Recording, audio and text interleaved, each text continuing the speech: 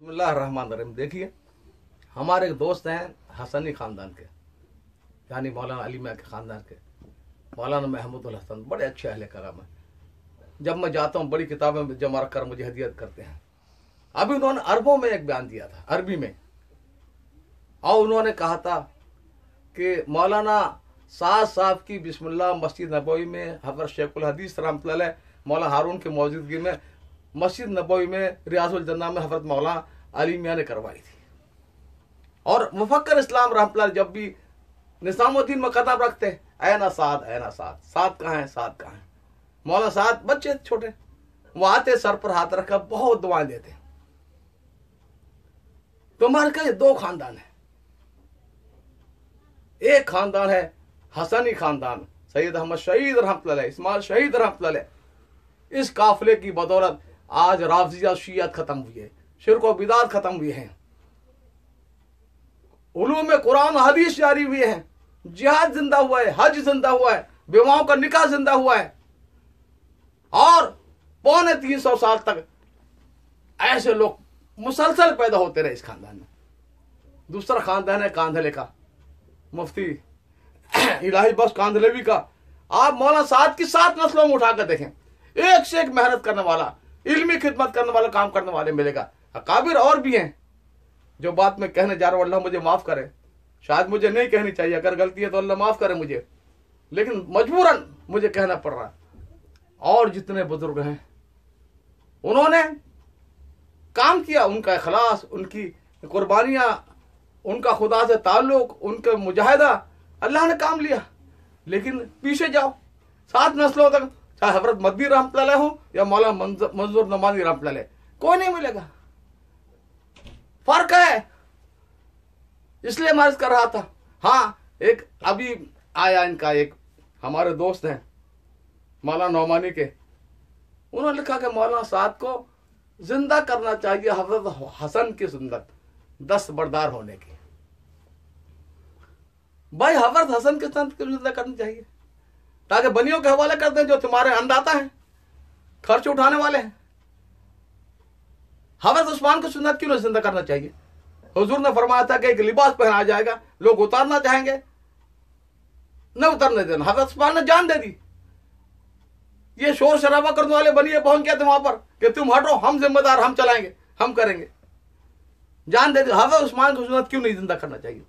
और हजरत हसन रज़ियल्लाहु ताला ने किसके लिए खाली की थी? जो वाकतन अहल थे। हजरत माविया का ऊंचा मकाम है, ठीक है, ये बाद वाले साहबा में हजरत अली की निस्बत बहुत कम है, और हजरत अली ही हक पर थे इनके आपस के इसमें। लेकिन हजरत माविया हुजूर के बरादर तो निस्बती है, कातिब वही है।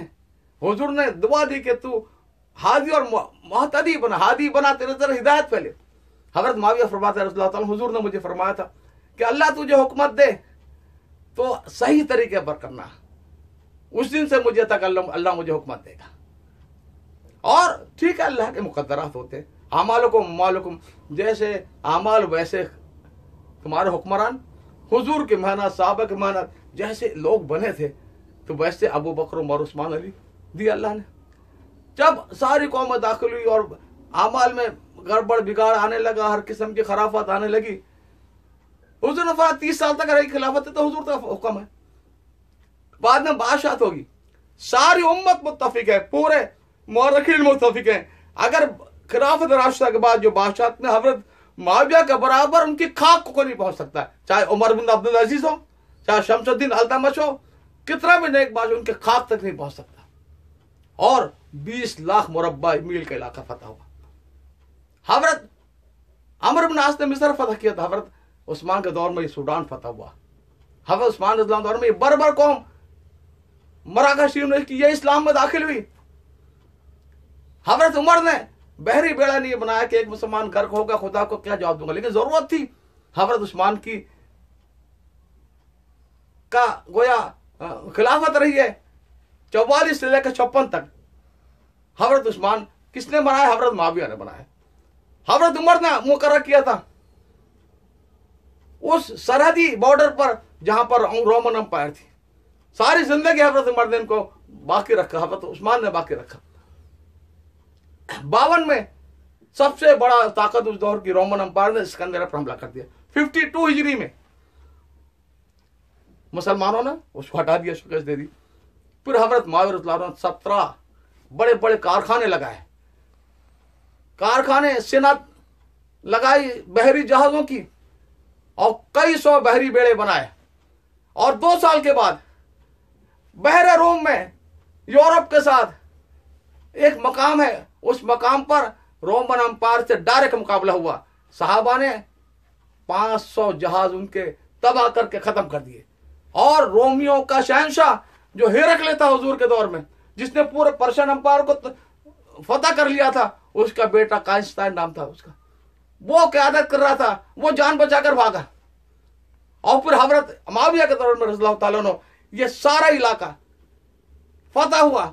यूनान फतह हो रहा है, कब्रस फतह हो रहा है, ये सारे साहिली इधर समरकंद ताशकंद से लेकर चीनी तुर्किस्तान तक, आशगर तक।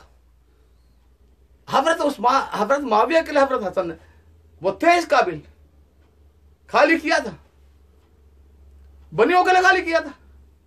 जो आज तुम चाह रहे हो कि उनकी इत्तबा को ताकि तुम्हें मौका मिल जाए हजरत जी बनने का, तो मैं अर्ज कर रहा था नहीं, ये 2 खानदान है, और जो इन 2 खानदान से दुश्मनी करेगा मैं उसको अपना जाती दुश्मन समझता हूं, और मैं जब तक जिंदा रहा उनके खिलाफ मैं खड़ा रहूंगा। यानी ये क्या एहसान फरामोशी की हद हो गई है।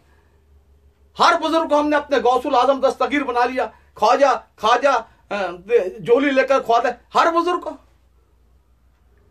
शख्सियत परस्ती सबसे बड़ा गुनाह है। और शख्सियत परस्ती क्या है? इमाम गजाली ने फरमाया कि शख्सियत परस्ती बुत परस्ती से ज्यादा खतरनाक है, कि बुत का तो दिमाग नहीं होता, इंसान का दिमाग फौरन फिरौन बन जाता है। क्या कुरान और सुन्नत है ये देवबंद के मुफ्तियों को है? अब वहां हर बुजुर्ग के इंतकाल पर बड़े जमींदार हजारों लाखों रुपए काय के लिए खर्च हो रहे भाई? साहबा ने किया था, ताबीन ने कुरान सुन्नत सीरत साहब नहीं 20-30 साल पहले फला बुजुर्ग, तो बुजुर्ग अगर दीन है, बुजुर्ग का नाम दीन है, तो फिर बरेली जो कुछ करते वो भी उनके बुजुर्गों ने किया, वो भी दीन है। ये जो कुछ अजमेर से लेकर यहां लाहौर में तक हो रहा है दरगाह पर, ये भी सारा दीन है। तो बुजुर्ग शख्सियत परस्ती हर बुजुर्ग के कलाबे मिलाए जा रहे हैं। हजरत ऐसे थे, हजरत वासे थे, हजरत ना होते तो इस्लाम मिट जाता। देखो हजरत मुजद्दिद अल-सानी रहमतुल्लाह अलैह ने एक मिसरा कहा था, वाक़ई हिंदुस्तान की 1000 साल तारीख में 2 शख्सियतें हैं। एक है हजरत मुजद्दिद अल-सानी शेख सरहंदी रहमतुल्लाह अलैह, शेख अहमद सरहंदी। उन्होंने जो ब्राह्मण से मिलकर ब्राह्मणों ने अकबर को खड़ा किया इस्लाम के खिलाफ, उस फितने का मुकाबला किया। और दूसरा मौलाना रहमतुल्लाह करानवी, जो पूरी बरतानवी ताकत इस पर गई थी कि हिंदुस्तान के मुसलमानों को इस्लाम से खारिज करके ईसाई बनाना है, उन्होंने मुकाबला किया। ये 2 आदमी जिन्होंने मुसलमानों को इस्लाम को बचाया। तो इकबाल ने एक के बारे में कहा था, हिंद में सरमाए मिल्लत करने के बाद हजरत मुजद्दिद साहब के बारे में। अब हर आदमी अपने बुजुर्ग को चश्मा कर रहा है। मौलाना नौमानी का इंतकाल हुआ, मौलाना सज्जाद का मजमून इसी नाम से कि ये नहीं होगा हिंदुस्तान में इस्लाम खत्म हो जाएगा। बल्कि अब तो अल फुरकान के बारे में, हिंद में मिल्लत इस्लाम का सरमाए मिल्लत के निगहबान, यह गुलू क्यों हो रहा है? अभी हजरत मौलाना तकी उस्मानी हमारा काबिर में है, ऐसे हैं जिनसे वजह से हमारे सर फख्र से बुलंद है। अल्लाह ने बड़ी खिदमत मुख्तलिफ शोबों में लिया। उनके एक मोतकिद ने डाला था कि हजरत गुज़श्ता 500 साल में जलालुद्दीन सूयी के बाद किसको शेखुल इस्लाम कहलाने का हक है? तो हजरत मौलाना तकी उस्मानी। ये गुलू क्यों करते हो भाई? इससे फायदा क्या है?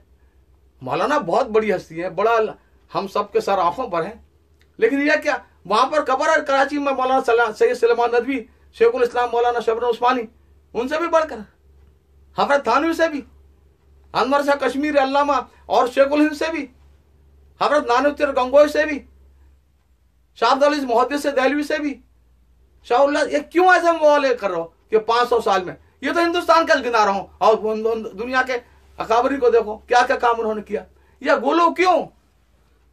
हर कौम इस पर बर्बाद हुई है।